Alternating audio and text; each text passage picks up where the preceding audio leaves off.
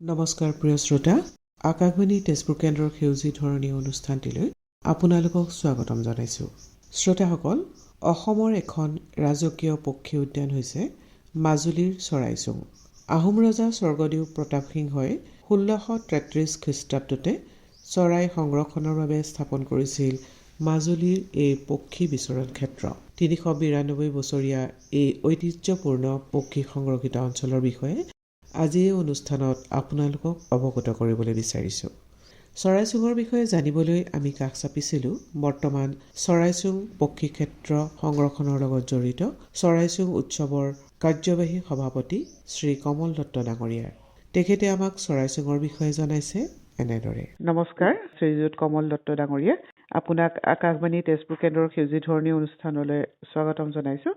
আপুনি যিহেতু এগৰাকী মাজুলীৰে বাসিন্দা আৰু আপুনি চৰাইচোঙৰ লগত জড়িত হৈ পেলাই কিছু কাম কৰি আছে, আপোনাৰ পৰা চৰাইচোং পক্ষী পৰ্যটন ক্ষেত্ৰৰ বিষয়ে কিছু কথা জানিবলৈ আমি বিচাৰিছোঁ।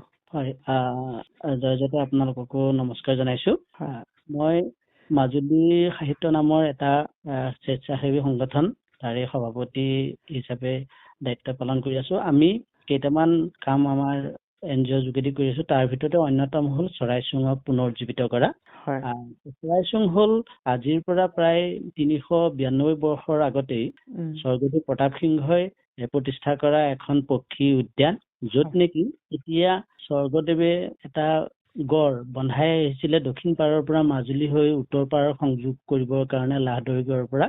তেতিয়াই মাজুলীৰ এই অঞ্চলটো যেতিয়া গড় বন্ধাই আছিলে তেতিয়া দেখিছিলে যে সেই অঞ্চলত ইমানেই বেছি পক্ষী বাস কৰি থাকে। তেতিয়া তেওঁলোকে এটা কথা লক্ষ্য কৰিলে যে এই নিৰ্দিষ্ট অঞ্চলটোত ইমান বেছি পক্ষী কিয় থাকে, বাহ লৈ আছে। গতিকে নিশ্চয় ইয়াত এটা জৈৱ বৈচিত্ৰ্য আছে, যাৰ কাৰণে চৰাই চিৰিকটিবিলাক ইয়াত নিৰ্দিষ্ট অঞ্চলটোতে থাকে। সেয়ে ভৱিষ্যতে যাতে এই চৰাইখিনি সুৰক্ষিত হৈ থাকে, তেওঁলোকে বিচৰণ ক্ষেত্ৰত যাতে কোনো ক্ষতি নহয়, তাৰ কাৰণে ৰজাই ঘোষণা কৰিলে যে এই অঞ্চলটো চৰাইৰ বাবে বিচৰণৰ সংৰক্ষিত ক্ষেত্ৰ হওক। সেই তেতিয়াৰ পৰাই এই বৃহৎ অঞ্চলটো পক্ষীৰ এটা সংৰক্ষিত অঞ্চল হিচাপে পৰিচিত হৈ আহিছে। কিমান এলেকা ধৰি আগুৰি আছে এই চৰাইচোং পৰ্যটন ক্ষেত্ৰ? এটা সময়ত এটা বিস্তৃত অঞ্চল আছিল, কিন্তু পৰৱৰ্তী সময়ত প্ৰায় 5 বৰ্গ কিলোমিটাৰ অঞ্চল মানে গছ গছনি চৰাই চিৰিকটিৰ এটা পৰিপূৰ্ণ অঞ্চল আছিল। কিন্তু দুৰ্ভাগ্যৰ কথা যে বানপানী আৰু ব্ৰহ্মপুত্ৰৰ দ্বাৰা আক্ৰান্ত হোৱাৰ লগতে ব্ৰহ্মপুত্ৰত ক্ষতিগ্ৰস্ত হোৱা লোকে এই অঞ্চলত বসতি আৰম্ভ কৰি কিছু এই প্ৰাকৃতিক পৰিৱেশ বিনষ্ট কৰিলে আৰু এটা বৃহৎ অঞ্চল ইতিমধ্যে মানুহৰ বসতি অঞ্চললৈ পৰিণত হ'ল। কিন্তু বৰ্তমানো প্ৰায় 2-3 কিলোমিটাৰ ব্যাসাৰ্ধ এটা অঞ্চল এতিয়া সুৰক্ষিত হৈ আছে, য'ত 5খনকৈ বিল আছে, জলাহ অঞ্চল আছে, য'ত থলুৱা পক্ষীৰ উপৰিও শীতকালত হেজাৰ হেজাৰ পৰিভ্ৰমী পক্ষীয়ে এতিয়াও তাত আহি পেলাই বিচৰণ কৰেহি। আমাৰ তৰফৰ পৰা এটা প্ৰাথমিক জৰীপ ইতিমধ্যে কৰা হৈছে, য'ত আমি 76 প্ৰকাৰৰ পৰিভ্ৰমী পক্ষী তাত আমি দেখিবলৈ পাইছে। আৰু চৰাইচোঙলৈ যদি আমি পৰ্যটক হিচাপে যাওঁ, সেইখিনি চাব পৰাকে কেনেধৰণৰ সা সুবিধা আছে? এতিয়া সেই অঞ্চলটো আচলতে আমি এতিয়া পুনৰুজ্জীৱিত কৰিবৰ কাৰণে যত্ন কৰি আছো। তাত আন্তঃগাঁথনি যথেষ্ট দুৰ্বল, কিন্তু এতিয়া যোৱা 2024 বৰ্ষৰ পৰা আমি চৰাইচোং পুনৰ উদ্ধাৰ কৰিবৰ কাৰণে যি প্ৰচেষ্টা হাতত লৈছিলো, তাৰে অন্তৰ্গত ইতিমধ্যে চৰকাৰৰ দৃষ্টিগোচৰ হৈছে, যোগাযোগৰ কিছু উন্নতি ঘটাইছে। পৰ্যটকসকল আহিবলৈ হলে দক্ষিণ পাৰৰ পৰা যদি আহে, যোৰহাটৰ পৰা আহিলে নিমাতী অফলামুখ ঘাটেৰে পাৰ হৈ তালৈ যোৱাৰ এটা পোনপটীয়া ৰাস্তা আছে। আৰু যদি ডিব্ৰুগড়ৰ ফালৰ পৰা আহে তেতিয়াহ'লে বগীবিলৰ কাষেদি যিটো নতুনকৈ মথাউৰি ৰাস্তা ওলাইছে, সেই মথাউৰি হৈ আহি নতুন বজাৰ বুলি যিটো মাজুলীৰ পূব অঞ্চল, সেই অঞ্চলৰ পৰা ঠিক 4 কিলোমিটাৰ মান আহিলে সেই চৰাইচোং অঞ্চল পাব পাৰি। আৰু মাজুলী মূল ভূখণ্ডৰ পৰা যদি কমলাবাৰী গড়মূৰৰ পৰা যাবলগীয়া হয়, তেতিয়াহ'লে গড়মূৰ হৈ ফুলনিৰ পৰা ভকতি দুৱাৰ হৈ পেলাই সেই চৰাইচোঙলৈ যাব পাৰি। 3টা পথেৰে যোৱা এতিয়া বৰ্তমান সুচল যাতায়াত ব্যৱস্থা হৈছে। তেতিয়াহ'লে পৰ্যটকসকলে শীতকালত চৰাইচোঙলৈ গ'লে বিভিন্ন প্ৰজাতিৰ চৰাই চিৰিকটি তাত দেখিবলৈ পাব। নিশ্চিতভাৱে। খুব এতিয়া আমি আন্তঃগাঁথনি উন্নয়নৰ কাৰণে চৰকাৰকো এটা প্ৰপ'জেল দিছো আৰু আমি লগতে এইটো এটা ব্যৱস্থা হাতত লৈছো যাতে সেই চৰাইচোঙক কেন্দ্ৰ কৰি আমি বা ষ্টাডি এণ্ড ৰিচাৰ্চ এটা চেণ্টাৰ মাজুলী সাহিত্যৰ যোগেদি প্ৰতিষ্ঠা কৰিবলৈ যত্ন কৰিছো, যাৰ যোগেদি চৰাইচোঙৰ পক্ষীৰ ওপৰত অধ্যয়ন গৱেষণাৰ লগতে সমগ্ৰ মাজুলীকেই যাতে এই পক্ষী যিহেতুকে সকলোৱে জানেই যে মাজুলীক পেৰাডাইজ অফ বাৰ্ডছ বুলি আখ্যা দিয়া হয়।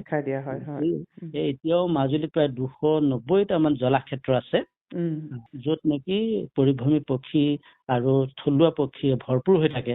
তাৰ ভিতৰতে এই ঐতিহাসিক চৰাইচোঙকে আমি বেছ হিচাপে লৈ যাতে সমগ্ৰ মাজুলীৰ পক্ষী জগতখনক আমি মানে পুনৰুজ্জীৱিত কৰিব পাৰো, সুৰক্ষিত সংৰক্ষিত কৰিব পাৰো, সেইটোৱে হ'ল আমাৰ প্ৰধান উদ্দেশ্য। হয়, ধন্যবাদ জনাইছো। আপুনি যথেষ্টখিনি তথ্য আমাক জনাইছে চৰাইচোঙৰ বিষয়ে। আশা কৰো আমাৰ শ্ৰোতাসকলেও চৰাইচোঙলৈ পৰ্যটক হিচাপে যাবলৈ ভাল পাব আৰু আমিও আশা কৰিছো চৰাইচোং পুনৰুজ্জীৱিত হওক, সংৰক্ষিত হওক আৰু ই এটা সমগ্ৰ বিশ্বৰে এটা চৰাই গৱেষণা কেন্দ্ৰৰ এটা গুৰুত্বপূৰ্ণ ঠাই হিচাপে গণ্য হওক। ধন্যবাদ। সেয়া আছিল মাজুলীৰ সাহিত্য নামৰ বেচৰকাৰী সংগঠনৰ সভাপতি কমল দত্ত ডাঙৰীয়া।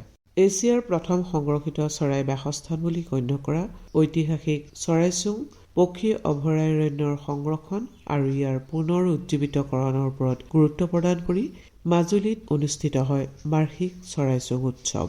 ইয়াৰ প্ৰধান উদ্দেশ্য হৈছে প্ৰায় বন্ধ হৈ যোৱা ৰয়েল বাৰ্ড চেঞ্চুৰী সংৰক্ষণৰ বাবে সজাগতা আৰু সমৰ্থন বৃদ্ধি কৰা, লগতে এই অঞ্চলটো বিশ্বব্যাপী পৰিৱেশ পৰ্যটনৰ এক উল্লেখযোগ্য স্থান হিচাপে প্ৰচাৰ কৰা। চৰাইচোঙৰ বিষয়ে ৰাইজক সচেতন আৰু ইয়াৰ সংৰক্ষণৰ ক্ষেত্ৰত বিভিন্ন কাম কাজ কৰি আছে অন্যতম প্ৰকৃতি সংৰক্ষণ সংগঠন আৰণ্যকেও।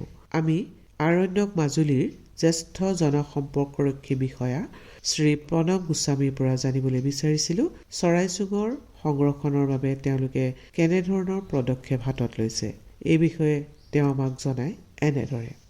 নমস্কাৰ, মই শ্ৰী প্ৰণৱ গোস্বামী। মই আৰণ্যকৰ জ্যেষ্ঠ জনসম্পৰ্কৰক্ষী বিষয়া হিচাপে কাম কৰি আহিছো। আৰণ্যকৰ বিষয়ে নিশ্চয় আপোনালোক সকলোৱে জানে। আৰণ্যক ভাৰতৰ জৈৱ বৈচিত্ৰ্য সংৰক্ষণ আৰু প্ৰকৃতি সুৰক্ষা ক্ষেত্ৰখনৰ লগত জড়িত এটা অগ্ৰণী সংস্থা। যোৱা চৰাইচোং উৎসৱ 2025 আমি মাজুলী সাহিত্যৰ লগতে আমি এলানি অনুষ্ঠান কৰিছিলো। আৰণ্যকে ইতিমধ্যে মাজুলীৰ চহকী জীৱ বৈচিত্ৰ্য সংৰক্ষণৰ ক্ষেত্ৰত বহুতখিনি উল্লেখযোগ্য অৱদান যোগাই আহিছে। আচলতে মাজুলী বুলি ক'লে আমি বহুতে অকল মানুহৰ বাসোপযোগ্য এটা পৃথিৱীৰ সৰ্ববৃহৎ নদীদ্বীপ বুলিয়ে মাজুলীক জানো বা সেইটো তথ্যই আমাৰ মনলৈ আহে। কিন্তু তাৰ যি চহকী জীৱ বৈচিত্ৰ্য বা তথা নৱবৈষ্ণৱ চেতনা আৰু জনগোষ্ঠীয় পৰম্পৰা আৰু বিশ্বাসেৰে সমৃদ্ধ তাৰ সাহিত্য সংস্কৃতি কুটিৰ শিল্পৰ যি এক বাৰেৰহণীয়া চানেকি আছে, সেই বস্তুটো আমি বহুত ক্ষেত্ৰত উপেক্ষা কৰা যায়। গতিকে আমি আৰণ্যকে চাইছো যে তাৰ উঠি অহা প্ৰজন্মক আমি এই ক্ষেত্ৰত কেনেকে প্ৰকৃতি সংৰক্ষণৰ ক্ষেত্ৰত আমি কেনেকে জড়িত কৰিব পাৰো, আৰু তাৰে কাৰণে মাজুলীত যথেষ্ট সুযোগ বা তেনেকুৱা ধৰণৰ সুবিধা আছে। প্ৰথমতেতো আমি চাব লাগিব যে তাতে পৰ্যটন ক্ষেত্ৰখনক আমি কেনেকে পৰিৱেশ পৰ্যটনৰ যিটো আমি কথা কওঁ, সেই পৰিৱেশ পৰ্যটনৰ জৰিয়তে আমি মাজুলীৰ বহনক্ষম উন্নয়ন কেনেকে ভাবিব পাৰো। আমি আৰণ্যকে বিশেষকে সেই বস্তুটো চাইছো। আৰু যোৱাবেলি চৰাইচোং উৎসৱতো আমি এইটো বস্তু আলোচনা চক্ৰ এখনো কৰিছিলো। আমি তাতে আমি চাইছিলো যে পৰিৱেশ পৰ্যটন আৰু ধৰক অৰ্থনৈতিকভাৱে লাভজনক হ'ব পৰা পাৰিৱেশিক দিশৰ পৰা দায়িত্বশীল পদ্ধতি অৱলম্বন কৰি আমি পৰিৱেশ পৰ্যটনক আগুৱাই নি কেনেকে মাজুলীৰ আমি বহনক্ষম উন্নয়ন ভাবিব পাৰো, আৰু তাতে ধৰক তাৰ লোকেল যিখিনি স্থানীয় মানুহ আছে সেই মানুহখিনিক আমি কেনেকে জড়িত কৰিব পাৰো, সেই বিষয়ৰ ওপৰত আমি গুৰুত্ব আৰোপ কৰি আলোচনা চক্ৰ এখন অনুষ্ঠিত কৰিছিলো। তাৰ বিষয় আছিলে মাজুলী প্ৰকৃতি সংৰক্ষণ পৰিৱেশ পৰ্যটনৰ জৰিয়তে মাজুলীৰ বহনক্ষম উন্নয়নৰ চিন্তা বৰ্তমান আৰু ভৱিষ্যত। আৰু আপোনালোকে চৰাইচোঙত কেনেধৰণে কাম কৰি আছে? চৰাইচোঙৰ যথেষ্ট গুৰুত্ব আছে আৰু আহোমৰ দিনৰ পৰা যাৰ যিটো প্ৰসিদ্ধ হয়, সেইটোকে তাতে আমি চাইছিলো যে স্থানীয় মানুহখিনিয়ে সেই বিষয়ে কিমান অৱগত হয়। আৰু আমি যিহেতু আৰণ্যকে এটা গৱেষণা ধৰ্মী অনুষ্ঠান, গতিকে আৰণ্যকে আমি তাতে কেনেকে মানুহখিনিক প্ৰকৃত তথ্যৰ যোগান ধৰিব পাৰো, সেইটো কাৰণে আমি চিন্তা চৰ্চা কৰিছো যে তাতে আমি চৰাই গণনা কাৰ্যসূচী এটা বিজ্ঞানসন্মত পদ্ধতিৰে আমি আৰম্ভ কৰিম, আৰু তাতে স্থানীয় মানুহখিনিকো আমি জড়িত কৰিম। আৰু তাৰ লগত স্থানীয় মানুহে নহয়, তাৰ লগত যিখিনি অনুষ্ঠান আছে বিশেষকে মাজুলী সাহিত্য বা অন্যান্য যিখিনি স্থানীয় অনুষ্ঠান আছে তেওঁলোকো আমাৰ লগত জড়িত হ'ব। তাৰ উপৰিও অসম চৰকাৰৰ বন বিভাগৰ যিটো তাতে হেৰি আছে ডিভিজন আছে, তেওঁলোকো আমাৰ লগত থাকিব। গতিকে আমি সকলোৱে লগ হৈ যাতে মাজুলীৰ চহকী জীৱ বৈচিত্ৰ্য আমি সংৰক্ষণ কৰিব পাৰো, আৰু তাৰ লগে লগে স্থানীয় মানুহখিনিৰ ধৰক তেওঁলোকৰ বহনক্ষম জীৱিকাৰ এটা উপায়ো তাৰ লগত সংলগ্ন কৰি আমি মাজুলীৰ উন্নয়নৰ কথা ভাবিব পাৰোঁ। কাৰণ সংৰক্ষণৰ কথাটো কোৱাৰ লগে লগে অকল সংৰক্ষণ নহয়, তাৰ লগত অৰ্থনৈতিক দিশটো আহিবই। গতিকে আমি তেনেকে চাইছো। আৰুনকে ইতিমধ্যে তাতে বহুতখিনি স্থানীয় যুৱক যুৱতীৰ বিশেষকে তেওঁলোকক উৎসাহিত কৰিব পৰা প্ৰশিক্ষণৰ কাৰ্যসূচী ৰূপায়ণ কৰিছো আমি আৰুনকৰ ফালৰ পৰা, আৰু ভৱিষ্যতেও তেনেকে কৰি যাম। তাৰ উপৰি তেনেকে তাতে যিখিনি জীৱ বৈচিত্ৰ্য আছে তাৰো কিছুমান আমি তেনেকুৱা গণনা বা তেনেকুৱা সংৰক্ষণৰ ক্ষেত্ৰত ল'ব লগা পদক্ষেপৰ ক্ষেত্ৰত আলোচনা কৰি আহিছো। বা তাৰ যিখিনি পৰিৱেশ আছে, মানে ধৰক আৱাসভূমিৰ ক্ষেত্ৰত জীৱ জন্তুৰ মানে বনৰীয়া জীৱ জন্তুৰ আৱাসভূমিৰ ক্ষেত্ৰত যিখিনি আছে সেইখিনি আমি কেনেকে আৰু ঠিকমতে ৰাখিব পাৰো। তাৰ উপৰি আৰু এটা গুৰুত্বপূৰ্ণ দিশ হৈছে তাত যিখিনি জলাশয় আছে, বিল বা জলাশয় যিখিনি কওঁ, মানে তুনি নদীৰ যিটো বৰ্তমান বেয়া অৱস্থাতে বন্ধ হৈ আছে, গতিকে সেইখিনি নদীৰ মানে ধৰক জান-জুৰি বা যিখিনি জলাশয় আছে সেইখিনি পুনৰ উদ্ধাৰ কৰি তাতে সেই আৱাসভূমিখিনি কেনেকে আমি সংৰক্ষণ কৰিব পাৰো সেইটো দিশতো আমি বহুতখিনি অৱলোকন কৰিছো, আলোচনা কৰিছো বা বেলেগ বেলেগ মানুহক আমি জড়িত কৰিছো। গতিকে আৰুনকে সেইটো দিশত বহুতখিনি কাম কৰি আহি আছো। হয়, আৰু এতিয়া চৰাইচুঙৰ যি পক্ষী তাত বিচৰণ থলী, বিভিন্ন সময়ত তালে বিভিন্ন চৰাই চিৰিকটি আহে, তাৰ যি গণনা, সেই গণনাৰ ক্ষেত্ৰতো আপোনালোকে প্ৰশিক্ষিত কৰিছে নহয় জানো যুৱ প্ৰজন্মক? আমি এতিয়ালৈকে প্ৰশিক্ষণ কাৰ্যসূচী আৰম্ভ কৰা নাই, কিন্তু দুই এটা আমি তেনেকুৱা পক্ষী নিৰীক্ষণ কাৰ্যসূচী ৰূপায়ণ কৰিছো। এতিয়া আমি বিজ্ঞানসন্মত পদ্ধতিৰে সেই কাৰ্যসূচী আৰম্ভ কৰিমহে, তেনেকুৱাকে আমি এতিয়া পদক্ষেপ ল'ম। আমি ইতিমধ্যে আলোচনা হৈছে। আৰু চৰাইচুঙৰ যি সৌন্দৰ্য, সেই সৌন্দৰ্যৰ বিষয়ে আপুনি কেনেধৰণে বৰ্ণনা কৰিব, যাতে আমাৰ যিসকলে আজি অনুষ্ঠান শুনি আছে তেওঁলোকো পক্ষী পৰ্যটনস্থলী হিচাপে তালৈ যাবলৈ আগ্ৰহী হয়? নিশ্চয়, গোটেইখিনি আচলতে নামটোতে আমি পাওঁ চৰাইচুং, মানে চৰাইৰ বাসস্থলী বা চৰাইৰ আৱাস গৃহ। তাতে সঁচাকে বহুত আগৰ পৰাই তেনেকে চৰাই বাস উপযোগী তেনেকুৱা বহুত গছ গছনি বা এটা অঞ্চল আছিলে, কিন্তু এতিয়া গোটেইখিনি আছে ঠিকমতে, কিন্তু আৰু অধিক তেনেকুৱা ধৰণৰ থকাটো দৰকাৰ, বা স্থানীয় মানুহখিনিৰ লগতে বা বাকী বাহিৰৰ মানুহখিনিও আহি যদি সেই বিষয়ত গুৰুত্বটো আৰু অলপ বেছি দিয়ে তেতিয়া আৰু অধিক সুন্দৰ হৈ থাকিব। এতিয়াও আপোনালোকে যি আমাৰ এই অনুষ্ঠানটো শুনি আছে তেওঁলোকে চৰাইচুঙত আহি চৰাইচুঙৰ সৌন্দৰ্য উপভোগ কৰিব পাৰে। ইয়ালৈ অহা বিভিন্ন ধৰণৰ চৰাই চিৰিকটি মানে কলৰৱেৰে যিটো এটা বিশেষ এটা পৰিৱেশ সৃষ্টি হয়, সেই পৰিৱেশৰ তেওঁ নান্দনিক দৃশ্য উপভোগ কৰিব পাৰে। আৰু আপোনালোকে গম পাব যে পৰিৱেশ কি এটা সুন্দৰ পৰিৱেশ আছে তাতে। এতিয়ালৈকে সেই পৰিৱেশ বিনষ্ট হোৱা নাই, কিন্তু ভৱিষ্যতে যাতে বিনষ্ট নহয় সেইকাৰণে সকলো মানুহৰে মানে সচেতনতাৰ প্ৰয়োজন। হয় হয়, এই ক্ষেত্ৰত আপোনালোকে সজাগতাৰ বাবে কাম কৰি আছে নহয় জানো? হয় হয় হয়, ধন্যবাদ শ্ৰী প্ৰণৱ গোস্বামী ডাঙৰীয়া, আপোনাৰ পৰা এইখিনি কথা আমি জানিলো, আৰু ভৱিষ্যতেও আপোনালোকৰ দ্বাৰা চৰাইচুঙৰ বিষয়ে গৱেষণা হ'ব বুলি আমি আশা কৰিছো। আৰু আকাশবাণী তেজপুৰ কেন্দ্ৰৰ পৰা আপোনালৈ আন্তৰিক ধন্যবাদ জনাইছো। ধন্যবাদ।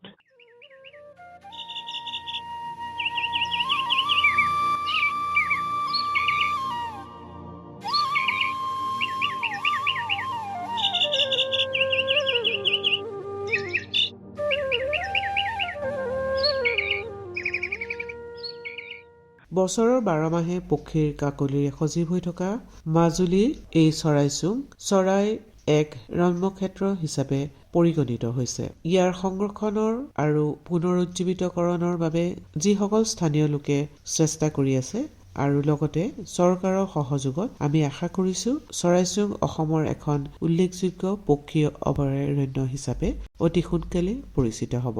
এই আশাৰে আজিৰ সেউজী ধৰণী অনুষ্ঠানটি ইমানতে সামৰিলো।